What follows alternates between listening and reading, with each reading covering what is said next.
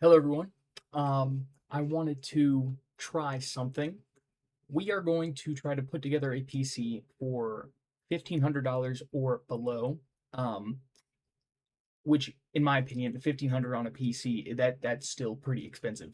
But yeah, right now I feel like the average PC is probably more than that. So we're gonna see if we can do something a little bit more cost effective. Because in terms of considering a PS5 Pro or whatever is like $900, 1,500 on a PC, you could do whatever. Like I would rather spend that than 900 on a PS5 or sorry PS5. Yeah.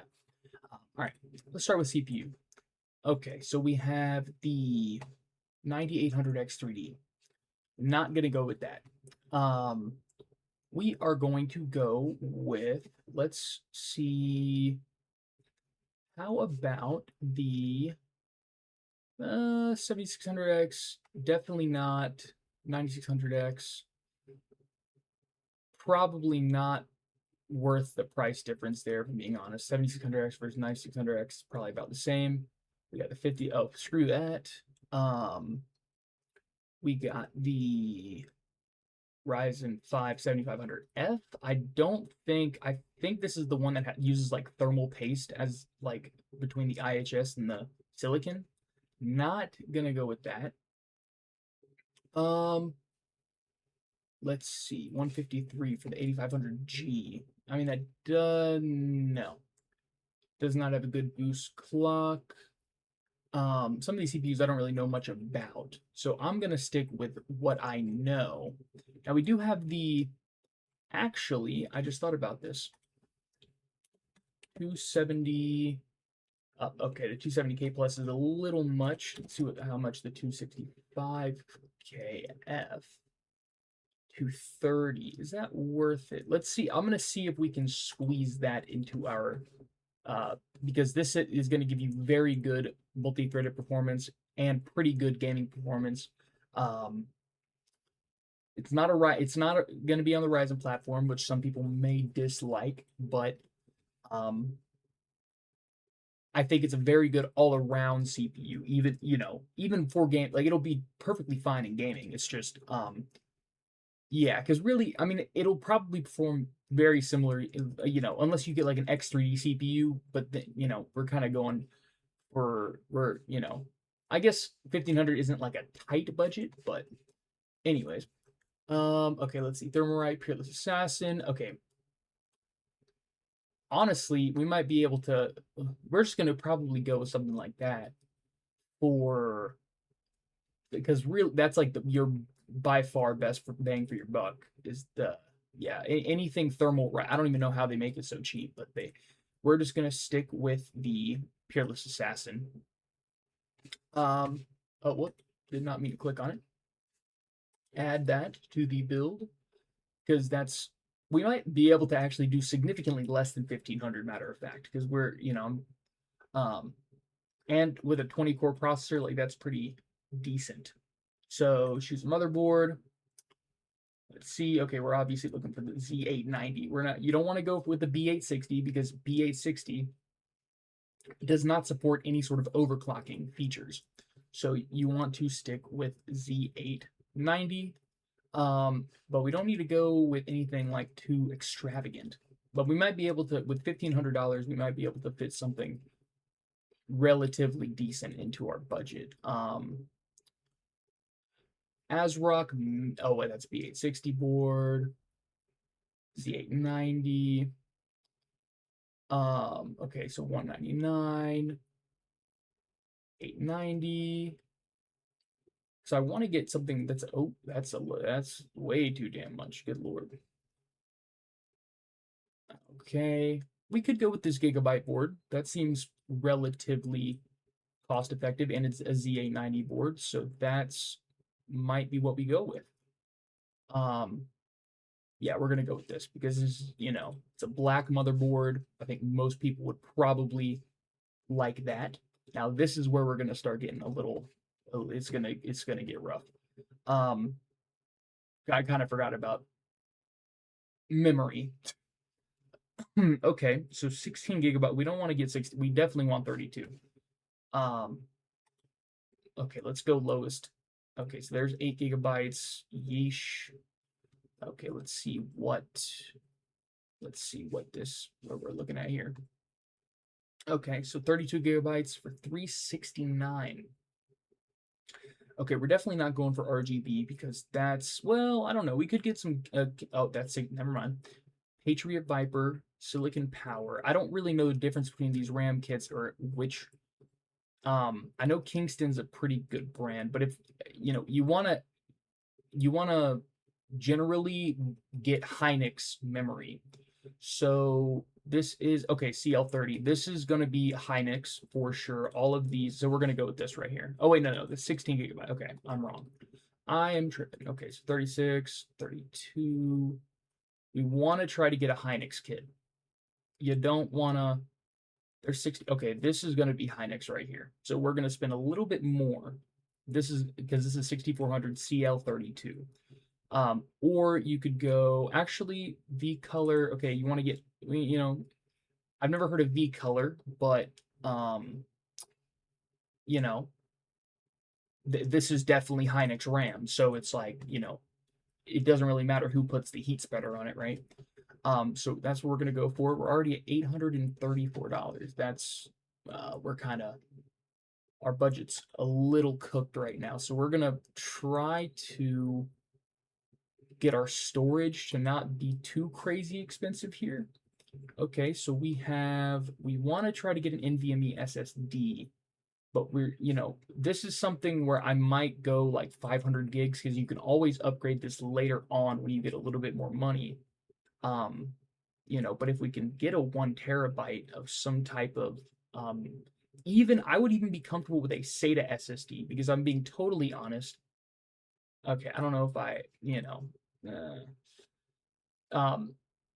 even though everyone says NVMe, it's like SATA has good. You're not going to notice a big difference going from SATA to NVMe. I didn't. I definitely did not notice a huge difference. But you will notice a giant difference going from a hard drive to a SATA SSD. A giant, like the difference between like 90 megabytes per second and like 500 is huge, but for whatever reason 500 to like 4000, it's just not as big of a difference. Anyways, okay, well, I kind of want to almost okay, gigabyte GB, I mean, like, okay, that's 250. I honestly, this is I might go with this because ADATA is like a pretty well-known brand, or even Team Group. Okay, we could go with either of these, but I might go with the Team Group just because you know it's a okay. Obviously, it's 512 gigabytes, which is a very I don't know why this is 480 or whatever, but this is like standardized, right? 512. So we're gonna go with that. Okay, we're just gonna go with one Team Group SATA SSD because you can always later on when prices drop back down, you can always get an NVMe SSD if you really want to. Um, and that is my defending on that decision. So we're gonna leave it at that. We're gonna choose a video card. Now this we're totally cooked here because our damn our budget's out the window. We might have to make some modifications here. So okay, so 9060 XT 459 5060. Okay, so we don't want to go with an 8 gigabyte GPU. We want to probably 96. I think the 9060 XT is probably going to be our best bet, right? Like there, I don't know if there's going to be let's sort. Oh well, screw that. That's we're nowhere in that price bracket. Okay, so we are at the 1050 Ti. We are at a bunch of random cards that, like a lot of older stuff. 3050 1070 Ti. Yeah, we don't want anything that quite that old. Okay, what is this? 9060 XT for 359. 9060 XT. Okay, don't want a 970. That's for damn sure. Oh, here we go. Hopefully this Oh, that's an 8 gigabyte. Oh, we don't want the 8 gigabyte. No, no, no, no. No, no, no, no, no. Okay, the B580, nah, it maybe could be a good option. Actually, no, I take it back because Intel completely abandoned that platform, so would not recommend. Okay. Well, we are struggling, aren't we? Okay, 9060 XT. Man, we really. Okay, 7700 XT. No. No, no, no, no, no. Wow, this is really showing you how rough the PC market is right now. I mean, seriously, the 9060 XT is like, in my opinion, a entry like kind of an entry level card at this point. So this is the first 16 gigabyte 9060 XT we've seen. I guess we're gonna add it, but that's probably gonna blow right past. Okay, we got a little bit to work with. Wow, a little bit. So we do not have a lot of money. Um, okay, so let's try to go with something that like okay, Fantex Eclipse G378. We're really running out of money, so I'm just gonna, and it's got, good ratings from what it looks like. Internal 3.5-inch bays. So I guess with that, I guess that would be where the SATA SSD goes, but E-Gears see, I've never heard of that before, so I don't. Zalman, my brother actually has a Zalman case, so I've heard of that, but it's kind of, I don't know between which of these. Thermaltake V100 perforate. Now, we want to get some tempered glass. That'd be nice. Okay, Zalman S3. That looks kind of okay. We're gonna do the Fantex. Yeah, we're gonna do this one because you get a little bit of a bigger, a 51.8 liter case, so that you get a pretty good size for $52, and that's $10 more. Okay, so um we have $90 to work with for a power supply. Okay, we can make this work. I think we can make this work. We want to okay, $90. $90. We want to get a fully modular power supply. Okay, here we go. This is good. A Rosewell is actually going to be pretty good because I'm pretty sure Rosewell actually makes a lot of power supplies for different manufacturers, including like I'm trying to think. I think MSI's name brand in does M okay, I'm having a brain cramp, but no big deal. So, okay, 750 watt, 800 watt, never heard of that, and it's not fully modular. I'm just checking these to see. I've never heard good things about ASRock power supplies. Not, I haven't heard any bad things either, but it's like I'm not gonna put that in a PC if I'm gonna choose something that I have actually heard of. So it looks like our best bet is to go a little bit, spend a little bit more and get something like this. The Rosewell, this is 80 plus gold, 850 watt, fully modular. Sama, I don't think I've ever heard of them before, and that's white. So we're just gonna choose this one, the Rosewell CMG 850, and it has some 5-star reviews, so I generally trust that kind of. So we have $20 to work with. Could we? Obviously, you can get Windows for free. We're not going to add that in a monitor. That's totally separate from the actual PC. So that that's part of like peripherals, not the actual build. So this is actually pretty good. This is good. This is a very, I feel like overall this is a very good system. 9060 XT, you'll get good 1440p gameplay.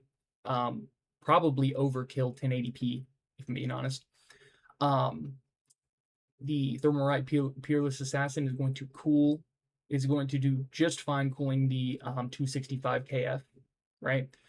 Now, I believe the KF has no integrated graphics, So that's um that is the only. I want to kind of look at the CPU one more time just to double check, because okay, we got a 245K, but that's 14 core. That is a lot cheaper. But I feel like, okay, so how much is the oh wow. Okay, so this kind of depends on your preference. I would stick with the 265KF. That is because I know that if I had like an issue with my system, I would be able to um throw in like another GPU or something. But if you really wanted that integrated graphics, you could go with the 265K and pay an extra $70. Is it worth an extra $70? No, because you're going to get, in my opinion, no, because you're going to get identical performance um, compared to the 265KF. You're just going to have an integrated GPU that you're probably never going to use anyways. Um, okay, there is a 250K plus, and that's 18 cores. I don't really know what the difference between. Okay, 265. We're gonna have to do a little bit of research. Let's see, 265K versus 250K plus. Because I know there's also the 270K plus, and it's kind of like the same thing as the 285K. So I don't know if the 250K plus is like the 260, like with just two less cores or something. I'm not really sure. Let's see. I can't imagine. What's the boost clock? Okay, so the boost clock for this is lower by 5.3 gigahertz, but I wonder if that could be. See, but that's the thing. Like, if you're brand new to putting together a PC, you might not want to get straight into overclocking your hardware to the titties. Let's see. Okay, let's see. Okay. So the 265K looks slightly faster overall. It's close enough that it barely matters though. Okay. So they're practically the same. Okay. Like, okay, why is my back button not working? Oh, I guess because it's like opening a new tab or whatever. I would like to see like some benchmarks. So honestly, if you really wanted to save some money, if you wanted the integrated GPU, I would go with the 250K and save a bunch of money. Like you're saving if versus the 265K, you're saving $80. And you're probably not going to be able to notice a big difference in performance. So we have 230. So if we see 250K plus, add that. So if we added that, then and you get an integrated GPU with this. So this is probably like more balanced, quote unquote, and you're going to get very similar performance to like a 265K with an integrated GPU. So if for whatever reason something went wrong with your dedicated GPU, it's like you can at least still use your computer while you're RMAing your 9060 XT or whatever. But from what I've heard, RDNA 4 is relatively reliable. I haven't heard any sort of like mass issues or anything. Now this is with a few discounts, right, and one mail-in rebate. So you are going to be paying a little bit more money up front, right? And then if you really wanted to get that mail-in rebate, you'd like mail in whatever the promo, and then they'd send you the like a check. I don't know exactly how. I've never done a rebate before, but you pretty much mail in the rebate, and then they send you the money. So yeah, this is like directly under the 1470. So we're gonna real quick. I know this is only $30, so it's like how much more could you really like with that? What could you really get with $30 more? But I don't know. I want to just check these GPUs to see if maybe something you know, maybe we could get a slightly nicer 9060 XT, you know? Probably not because we're already kind of at that limit. But you know, and we only have $30 to really like mess around with. But let's see, what is this? Okay, no. See, this is right here is where you start getting into the meat and potato. Okay, well, I don't know why I chose the Azra. I should have gone the XFX Swift. So that's definitely a nicer. Okay, here you go. You get, oh well, that's 6,600. I don't know what that's about. Um, okay, so we're getting into 3320. Okay, so we actually might be able to. What was the OG GPU cost that we chose? Let me check.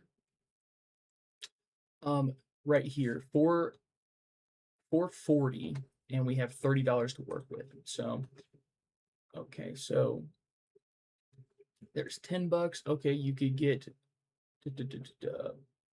Power Color Reaper. I mean, I wouldn't necessarily say that's a nicer. Okay, here you could get a three fan version of the 9060 XT 16 gigabyte. Only issue is this is white, not ideal, I would say. Okay, here's no 9060 XT 475. Now we're kind of getting the like, is it really worth it?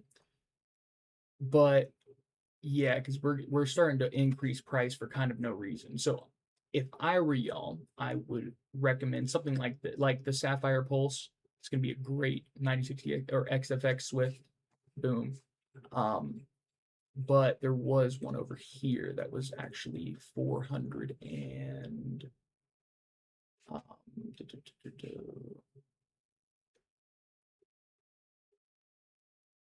where'd it go? Oh, right here. XFX Swift OC for 439.99. So I would definitely go with that over the ASRock. And we want to X that. And so yeah, this is the whole PC build. I think this is very, you know, this is good. This is good. This will probably play pretty much any game you throw at it. Any game. And the 250K plus with 18 cores, you're gonna get really good multi-core performance, and probably pretty like decent gaming performance. It's not an X3D chip, but in my opinion, the markup that AMD is charging for the X3D chips is just it's not worth it. And these newer Intel chips do have like pretty good performance in gaming. It's just versus the X3D is better, but it's not $300 better or $200 better. So yeah, you know, 250K plus Thermal IPO's Assassin. Gonna, you know, I don't know exactly how much this can technically cool, but I know it can definitely cool a 250K plus. Gigabyte Z890 Eagle Wi-Fi. Got the RAM, which surprisingly is like damn near, I can't believe it's like almost as expensive as our GPU. Like that is obnoxious. Got one SSD. You can put like, you know, probably a couple of games on there. So, okay, before I go any further, let me just check to see if maybe we could get like a one. Oh, whoa, that's okay. Don't want that. If maybe we could get like a 1 terabyte SATA for a little bit more money. Okay, let me go to like 20. Maybe that'll start getting me there. Yeah, because oh, that's okay. Well, went a little bit too far.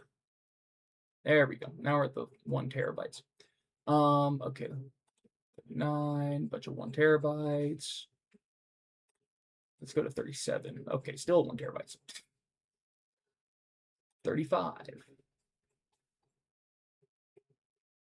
There's probably a better way to do this. Oh, 960 gigabytes. Oh, yeah, we start to really climb in price.